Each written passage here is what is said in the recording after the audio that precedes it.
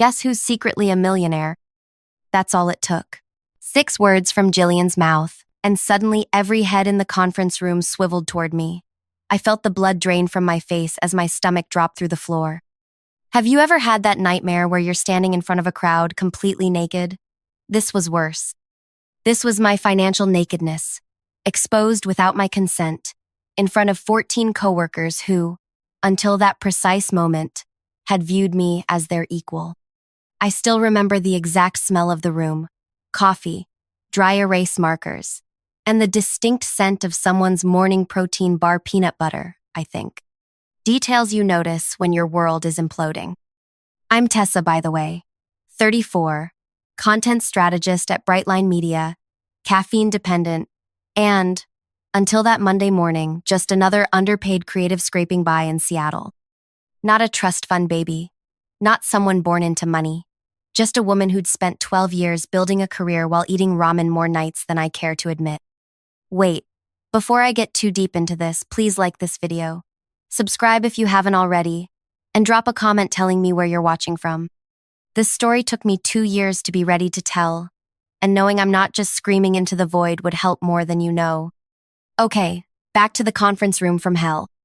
Lawrence, our director, was mid-sentence about Q3 projections when Jillian interrupted with her little bomb. I watched his face transition from annoyed at the interruption to confused to something else entirely as he processed what she'd said. His eyes narrowed slightly as they locked onto me. "Jillian," he said, his tone deceptively calm, "perhaps we should focus on the agenda." But she wasn't done. She never knew when to stop. It was her defining characteristic. "No, seriously," she continued, holding up a piece of paper I instantly recognized. My great-aunt Claudia's lawyer's letterhead. "Tessa here is sitting on a $9.1 million inheritance. Just found out about it last week. Can you believe she's still showing up to work?" The silence that followed was absolute. 14 pairs of eyes, all fixed on me, all recalibrating who I was in real time. Let me back up for a second. Jillian Hooper and I had been hired the same month, 4 years earlier. Same position, same pay grade. But from day one, she treated every interaction like we were competing for the last oxygen tank on a sinking ship. Every client win, every compliment from management, every successful campaign became ammunition in a war I never signed up for. And here's the worst part. I was good at my job, really good. While Jillian networked and self-promoted and took credit, I just delivered. Consistently. Clients requested me by name. My campaigns won industry awards. But Jillian had a gift for positioning herself in the spotlight. And for some inexplicable reason, Lawrence seemed charmed by her. That's private correspondence," I finally managed to say, my voice embarrassingly small. Jillian's smile widened. "Well, not if you leave it in the printer for anyone to find." I had printed it, Friday afternoon just before leaving. One personal document after weeks of only seeing this life-changing news on my phone screen. I needed to hold it, to make it real. And then, I got a call from our biggest client as I was packing up. 20 minutes later, I hurried out, completely forgetting about the letter. "That's quite enough," Lawrence said, standing up. But the damage was done. I could see it in everyone's faces. The recalculations, the assumptions, the questions. Ricardo from design, who'd split pizza with me countless times when we both worked late, now looked at me like I'd been lying to him. Bailey from social media, who'd cried on my shoulder when her dad got sick and she couldn't afford to fly home, was staring at her notebook, refusing to meet my eyes. And Lawrence. Lawrence's expression was the most disturbing, thoughtful, assessing, like he was seeing an entirely different person sitting in my chair. "Tessa, Jillian, my office after this meeting," he said quietly. Then, with forced enthusiasm, "Now," as I was saying about our Q3 projections. But nobody was listening anymore. The meeting limped along for another 20 painful minutes while I sat there, feeling naked and exposed and furious. My hands shook so badly, I had to shove them under my thighs. It wasn't just about the money. It was about privacy, about consent, about the fact that something deeply personal, something I was still processing myself, had been weaponized against me without my permission. See, here's what Jillian didn't bother to learn before broadcasting my business. I barely knew great Aunt Claudia. She was my mother's estranged aunt who lived in Maine. We met exactly twice in my lifetime. The inheritance wasn't even finalized. The letter was just the initial notification from her estate lawyer. And I was still reeling from the shock of it all. Still grieving a woman I should have known better. Still drowning in guilt that my first reaction had been relief rather than sorrow. The meeting finally ended. People filed out, some deliberately avoiding eye contact, others staring a little too long. I remained seated, knuckles white around my notebook, waiting for the room to clear. Jillian lingered, straightening papers with a self-satisfied smirk. I could feel her waiting for me to break down, to cause a scene. I didn't give her the satisfaction.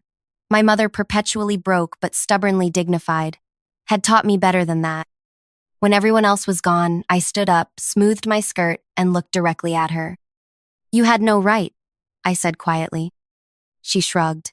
"If you wanted to keep it private, you shouldn't have printed it at work. You read my personal mail, Jillian, then shared it without my consent. In what universe is that okay?" She laughed, actually laughed, and gathered her things. "Oh, come on, don't be so dramatic. Everyone was going to find out eventually when you quit to go live your luxury life."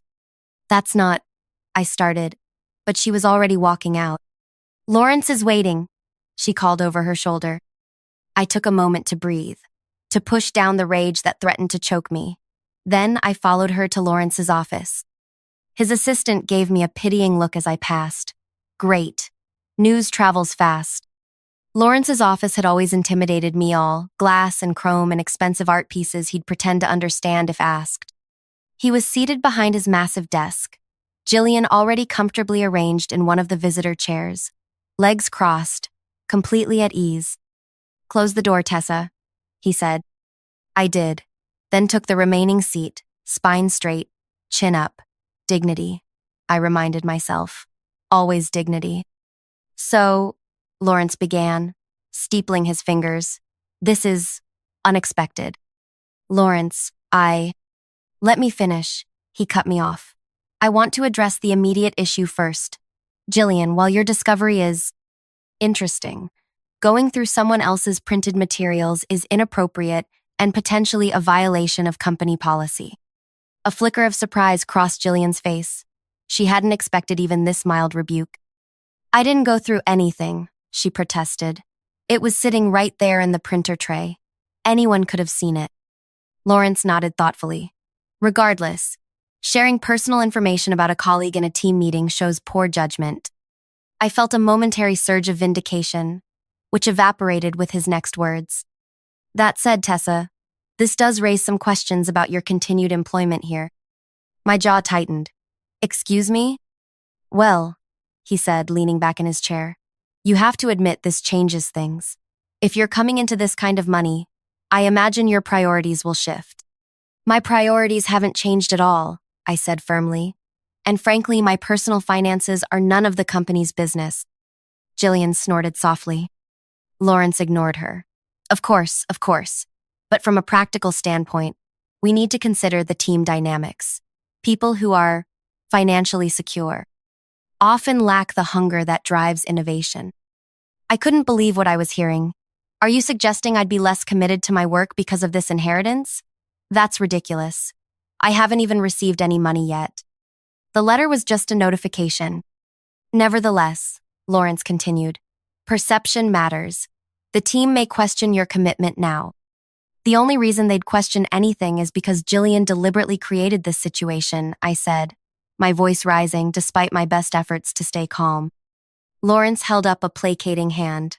"Let's not assign blame. What's done is done. Now we need to think about next steps." That's when I noticed he kept glancing at his computer screen. An email had come in during our conversation, and whatever it contained seemed to be influencing his thoughts.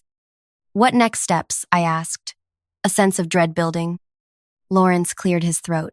"I've just heard from HR. They've suggested we place you on paid administrative leave while we sort this out." "Administrative leave?" I echoed, disbelieving.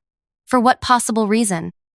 It's standard procedure when there's a significant change in an employee's circumstances that might affect their role. That's absolutely not standard procedure. I countered, heat rising to my face. There's nothing in the employee handbook about placing someone on leave because they might receive an inheritance. Jillian was watching this exchange like it was her favorite show, barely concealing her delight. Tessa, Lawrence said, his tone now patronizing, you have to understand how this looks. You've been working here for years, accepting a salary that, let's be honest, is below market rate for someone with your talents. Now we learn you're about to become a multimillionaire. It raises questions about your motivations. I stared at him, dumbfounded. My motivations? I've given everything to this company. Nights, weekends, holidays. I've never once complained about my salary, which, by the way, is the exact same as Jillian's, despite my consistently higher performance metrics. Lawrence had the decency to look uncomfortable at that. Jillian's smile faltered. That's not the point, he said. Then what is the point? I demanded. Because it sounds like I'm being punished for something completely outside my control. Lawrence sighed dramatically. No one is punishing you, Tessa. We're simply taking reasonable precautions. HR is concerned about potential liability if you access sensitive client information while planning your exit. My exit? I was nearly shouting now. I haven't said anything about leaving. It's inevitable, though, isn't it? Jillian interjected smoothly. Let's be real. None of us would keep showing up to this place if we had $9 million. I turned to her, no longer bothering to hide my contempt. That says more about you than it does about me, Jillian. Lawrence stood up. I think we're getting off track here. Tessa, I've made my decision. You'll be on paid leave for 2 weeks while HR conducts a review. Please gather your personal items and check in with security on your way out. Security? I repeated, my voice hollow. Standard procedure, he said again. His new favorite phrase, apparently. I sat there, stunned, as the full impact of what was happening washed over me. After 4 years of exemplary work, I was being escorted out like a criminal, all because of a piece of paper I never should have printed at work, and a jealous colleague who couldn't mind her own business. This is wrong, I said quietly, and you know it. Lawrence wouldn't meet my eyes. Your keycard access will be temporarily suspended. Chelsea will contact you with further instructions. I stood up slowly, dignity the only thing I had left to cling to. You'll be hearing from my attorney. It was a bluff. I didn't have an attorney. But the words had the desired effect. Lawrence's expression flickered with uncertainty. There's no need to escalate this, Tessa. It's a temporary measure. I didn't respond. Instead, I walked out of his office with my head high, past the curious stares of my colleagues, to my desk. A security guard, Dave, who I'd greeted every morning for 4 years, stood awkwardly nearby. I'm sorry about this, Tess, he mumbled as I gathered my photos, my spare cardigan, the small plant I'd kept alive since my first week. Not your fault, Dave, I said, surprising myself with how steady my voice sounded. Jillian appeared, leaning against the wall of my cubicle. Need help carrying anything? She asked sweetly. I looked up at her, this woman who'd just destroyed my professional reputation out of pure spite. Something inside me hardened in that moment, a resolve I didn't know I possessed.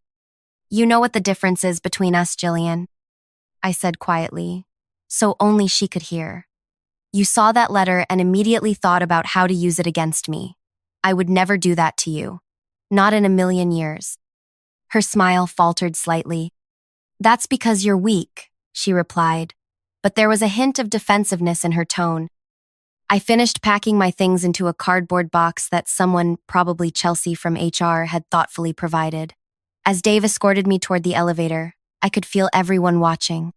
4 years of relationships, collaborations, shared victories, all now tainted by the perception that I'd been deceiving them somehow. The elevator doors opened, and I stepped inside, turning to face my now former colleagues. Jillian stood at the front, arms crossed, victorious. Lawrence hung back by his office door, already on his phone. Bailey was crying silently at her desk. Ricardo looked confused and betrayed.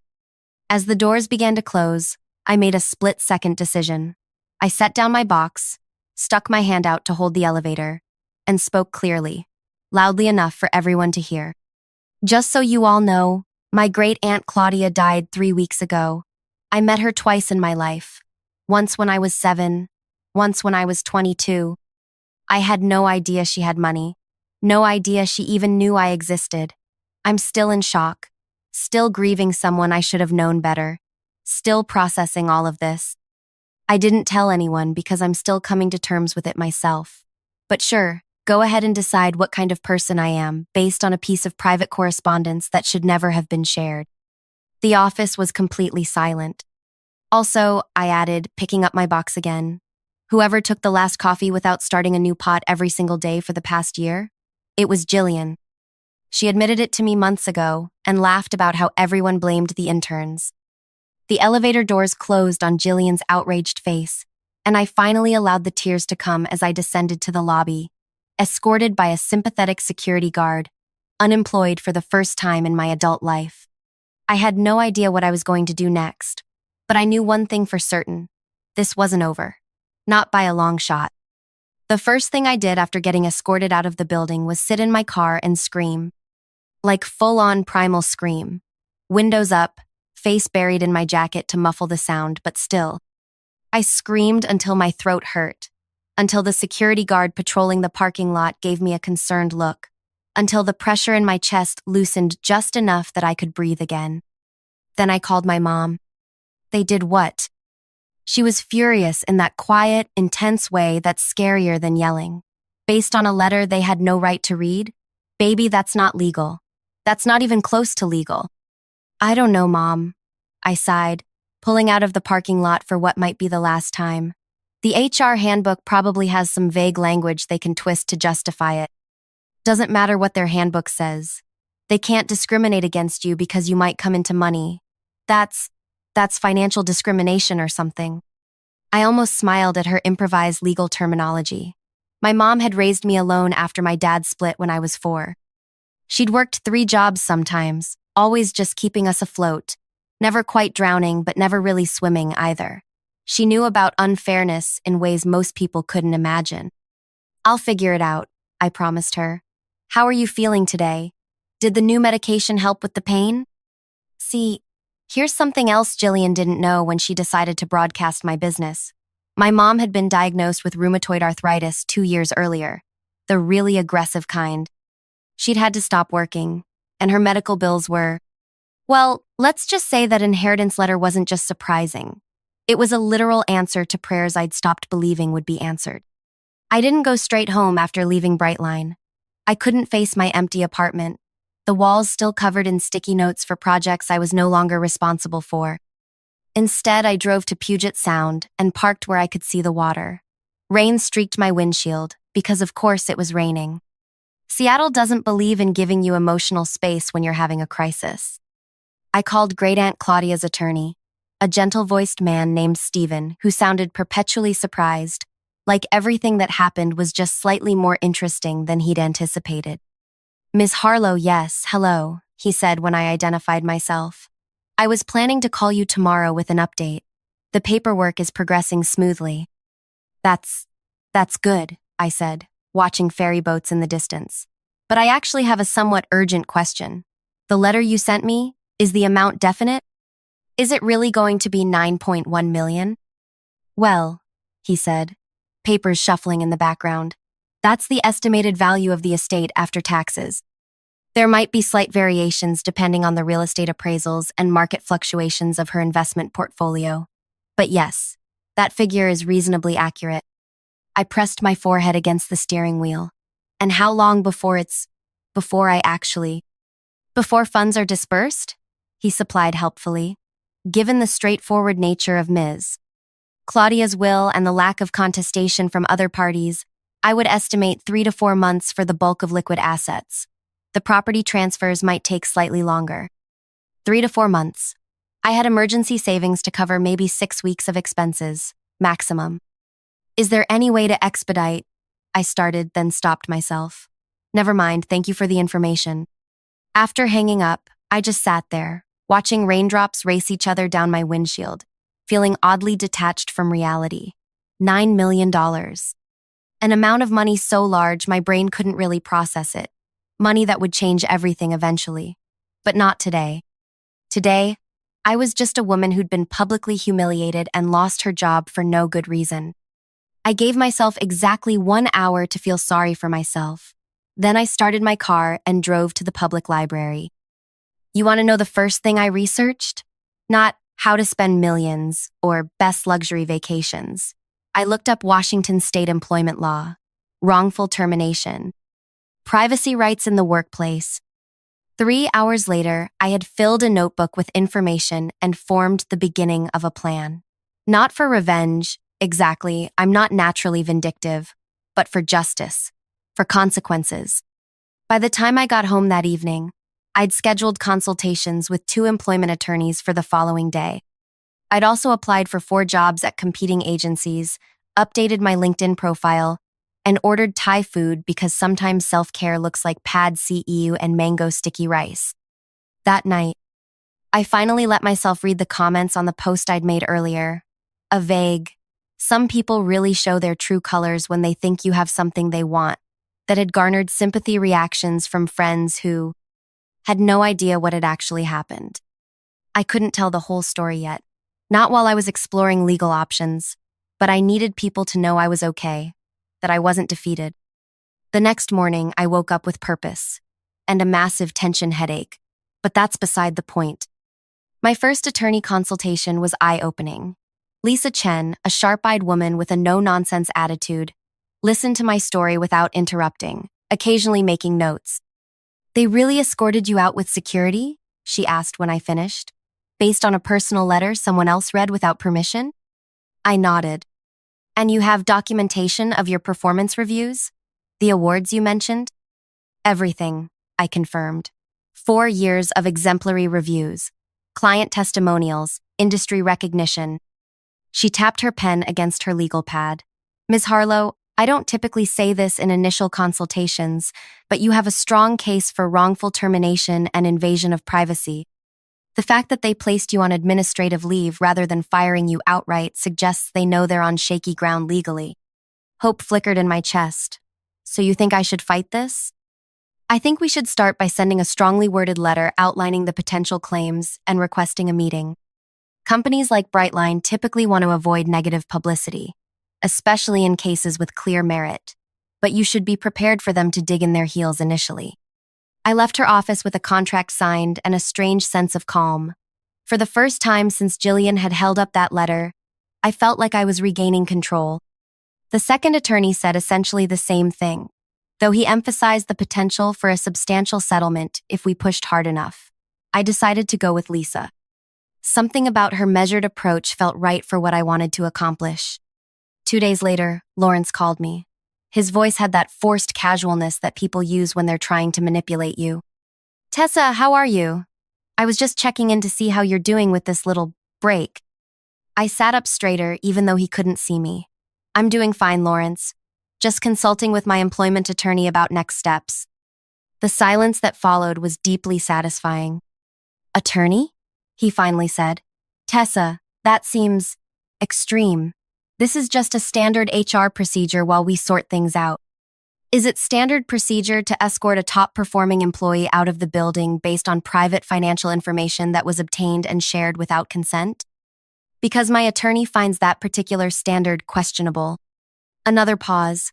"Look, I think we may have reacted hastily. Why don't you come in tomorrow and we can discuss your return?" "I'll discuss my return with you after I receive the formal apology that Lisa will be outlining in her letter to Brightline's legal department this afternoon. And after we address the hostile work environment created by Jillian's actions." I could practically hear him squirming. "Hostile work environment is a very specific legal term, Tessa.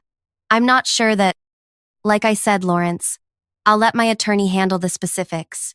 Enjoy your afternoon." I hung up feeling a strange mixture of terror and exhilaration. I'd never spoken to him like that before, never really stood up for myself in that way. It was empowering. Meanwhile, I had 2 job interviews scheduled, one with Redshift, Brightline's direct competitor, and another with Cascade Creative, a smaller agency but one with an excellent reputation. The Redshift interview went well, They were clearly excited by my portfolio and experience. But something about their culture reminded me too much of Brightline. Too corporate, too focused on appearances. Cascade was different. Their creative director, Nadia, had purple hair and talked openly about their commitment to work-life balance. When I mentioned I'd left my previous position due to ethical concerns about leadership, she nodded thoughtfully. The industry is too small for bad behavior to stay hidden long, she said. We've heard things about Brightline. Nothing specific, but enough to make us cautious about their leadership style. I almost told her the whole story right then, but instead, I focused on demonstrating what I could bring to their team. By the end of the interview, we were brainstorming campaign ideas for one of their clients, and Nadia was looking at me like I was exactly what they needed. 2 days later, they offered me the position, with a 15% salary increase over what I'd been making at Brightline. The same day, Lisa's letter reached Brightline's legal department. She'd advised me that it would likely take at least a week to hear back, possibly longer if they decided to be difficult. They responded in less than 48 hours. They want to meet, Lisa told me over the phone, their in-house counsel and HR director. Tomorrow, if possible. That's fast, I said, surprised. It suggests they recognize their vulnerability in this situation. I've reviewed their company policies thoroughly. There's nothing that justifies their actions.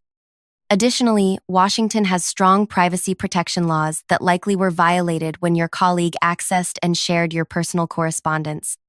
The meeting was set for 10 a.m. the following day. I spent that evening choosing my outfit carefully. Not the power suit you might expect, but a simple black dress that had always made me feel confident. Professional, but not trying too hard. I wanted to look like someone who knew her worth. I met Lisa outside Brightline's offices the next morning. She looked exactly like what you'd want in an attorney fighting for you, composed, impeccably dressed, with a quiet competence that made you believe everything would be okay. Remember, she said as we rode the elevator, let me do most of the talking. If they ask you direct questions, keep your answers brief and factual. No emotions, no accusations. I nodded, my stomach in knots. We were shown to a conference room I'd never been in before. Apparently, there was an executive level I hadn't had access to. Lawrence was there, looking uncomfortable, along with a woman I recognized as the head of HR, and a serious-looking man who introduced himself as Daniel Reeves, General Counsel. No, Jillian, I noticed. Interesting. Thank you for coming in today, Miss Harlow. Daniel began after introductions were complete. We've reviewed the concerns raised in your attorney's letter and want to address them directly. Lisa smiled pleasantly. We appreciate your prompt response. My client has suffered significant professional and personal distress due to the actions taken by Brightline. Daniel nodded. We understand that, and we're prepared to offer a solution that we hope will resolve this matter satisfactorily for all parties. He slid a document across the table. Lisa picked it up, reviewed it briefly, then passed it to me. It was a return-to-work agreement with several key points. Immediate reinstatement to my position, removal of any reference to administrative leave from my personnel file, a formal written apology, and this part made me blink twice to make sure I was reading it correctly. A $50,000 retention bonus in recognition of my valuable contributions to the company. It was more than I'd expected, much more, but something felt off. Lisa must have sensed my hesitation. We'll need to review this document thoroughly before my client can consider it. Are there any additional terms not outlined here? Lawrence cleared his throat. We would expect discretion regarding this matter, of course. No discussion of the terms with other employees or on social media. Ah, there it was. They wanted my silence. And what about Jillian Hooper? I asked, ignoring Lisa's small head shake. What consequences has she faced for accessing and sharing my private correspondence? The HR director spoke for the first time. Personnel matters regarding other employees are confidential, Ms. Harlow. So I'm expected to return to work alongside someone who deliberately violated my privacy and created this entire situation, with no assurance that she's been held accountable? Lawrence shifted uncomfortably. We've addressed the matter with Jillian appropriately. Which means what exactly? I pressed. Daniel intervened smoothly. We understand your concern, Ms. Harlow. While we can't discuss specific disciplinary actions, I can assure you that Brightline takes violations of privacy very seriously. Lisa touched my arm gently, a reminder to let her handle this. My client's concern is valid, she said. Returning to a work environment where such a violation occurred, potentially without adequate consequences or safeguards against future incidents, could constitute a continuing hostile work environment. Daniel nodded thoughtfully. What would make your client comfortable returning to Brightline? Lisa looked at me. This was my moment to decide what justice looked like. I took a deep breath. I want 3 things. First, I want Jillian transferred to a different department, preferably one where she has no access to my work or my clients. Second, I want a written acknowledgement from the company that my administrative leave was unwarranted and based on information obtained inappropriately. And third, I want a company-wide review of privacy policies with updated training for all employees. The 3 Brightline representatives exchanged glances. Lawrence looked like he wanted to object, but Daniel gave a small nod. Those terms seem reasonable, Daniel said carefully. We'll need to discuss the logistics of the department transfer, but the other items should be straightforward. Lisa smiled. Excellent. We'll review your offer with these additional terms and respond by tomorrow.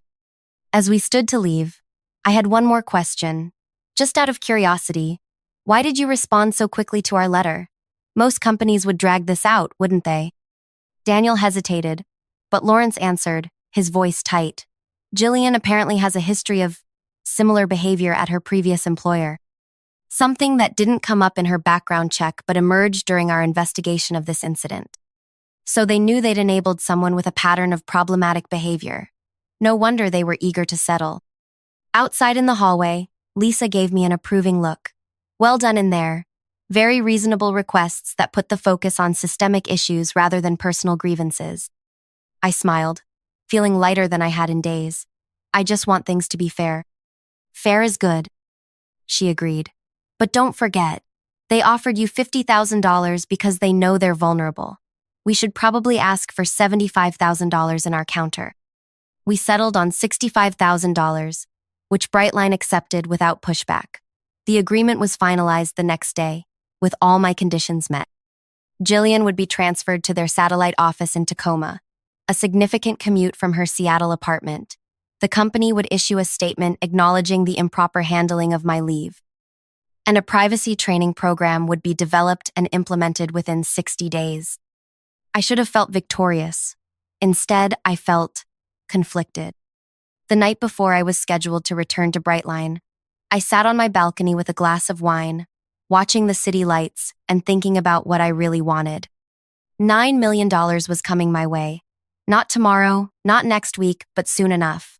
Money that would change everything, including what I needed from a job. I thought about Cascade Creative, about Nadia's purple hair and genuine excitement when we'd brainstorm together, about the smaller team where everyone's contribution would matter. And I thought about returning to Brightline, about the sideways glances I'd get, the whispers, the knowledge that I'd only be there because I'd forced them to take me back. I made my decision while watching a ferry cross Elliott Bay, its lights bright against the darkening water. The next morning, I called Lisa and told her my plan. She advised me on the legal implications, helped me draft the necessary documents, and by noon, I had a new course of action. I walked into Brightline at exactly 9:00 a.m. the following day. People stared as I made my way to my old desk, which had remained untouched during my absence. Lawrence immediately appeared, all forced smiles and awkward welcome backs. Tessa, wonderful to have you back. The team has missed you. I smiled politely. Thank you, Lawrence. I'd like to speak with you privately before I get settled if you have a moment. In his office, I handed him an envelope. This is my 2 weeks' notice. His face went through several expressions in rapid succession: shock, confusion, calculation, and finally, wariness. I don't understand. We just reached an agreement. The retention bonus. I'll be declining the bonus, I said calmly. I've accepted a position with Cascade Creative that better aligns with my professional goals. But the settlement, the non-monetary terms of our agreement still stand. I clarified. Jillian's transfer, the privacy policy review, the acknowledgement of wrongdoing. Those weren't about money for me. They were about accountability. He stared at me, completely thrown off balance. You're giving up $65,000 to work for a smaller agency? That makes no sense, Tessa. I smiled. It makes perfect sense to me. And since we're being honest with each other, I should tell you that I've decided to use part of my inheritance, which, yes, is real too, establish a scholarship fund for women in creative fields. Specifically, for women who've experienced workplace harassment or discrimination. His eyes widened slightly. The first recipient has already been selected, I continued. Bailey Matthews, who I believe still works in your social media department. She's been wanting to complete her master's degree but couldn't afford it. Now she can, and she won't have to stay in a toxic environment to do it. I stood up, smoothing my dress. I'll complete my 2 weeks professionally, transitioning all my clients and projects. After that, I'd appreciate it if you'd direct any communication through Lisa. As I turned to leave, Lawrence found his voice. You know Jillian will be gone by the time your 2 weeks are up. You could stay. We could renegotiate your position, your salary. I paused at the door. This was never about Jillian, Lawrence. Not really. It was about a company culture that allowed her behavior to flourish, that values appearances over substance, that escorted out a loyal employee based on gossip and assumptions. I shrugged. Some things money can't fix. My 2 weeks at Brightline were surprisingly peaceful. Jillian was immediately transferred to Tacoma, effective that same day. People were awkwardly nice to me, perhaps worried I might fund their competitors next. I worked diligently, documenting everything, training others to take over my accounts. On my last day, Ricardo from design brought in cupcakes. For your new beginning, he said, giving me a genuine hug.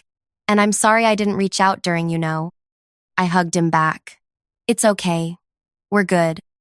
Bailey cried when I told her about the scholarship. Why me? She asked. There are people who need it more. Because you've got incredible talent that deserves to be nurtured, I told her. And because you were kind to me when others weren't. My first day at Cascade Creative felt like stepping into sunshine after a long storm. Nadia greeted me with coffee in a mug that said New Beginnings, and introduced me to the team of 14 who all seemed genuinely happy to be there. As for the inheritance, it did finally come through, almost exactly 4 months after that fateful morning when Jillian held up my letter. I paid off my mom's medical bills, bought her a single-level house that would be easier for her to navigate, and set up the scholarship fund, which has now helped 7 women escape toxic workplaces while pursuing their education. I still work at Cascade. I could have retired, sure, bought an island somewhere and disappeared. But it turns out I actually love what I do when I'm doing it with people who value both the work and the humans who create it. The money changed my life, yes, but not in the ways people might expect. It gave me freedom, not from working, but from worrying. Not from responsibility, but from fear. I saw Jillian once, about a year later, at an industry conference. She looked tired, her smile strained as she networked aggressively with potential employers.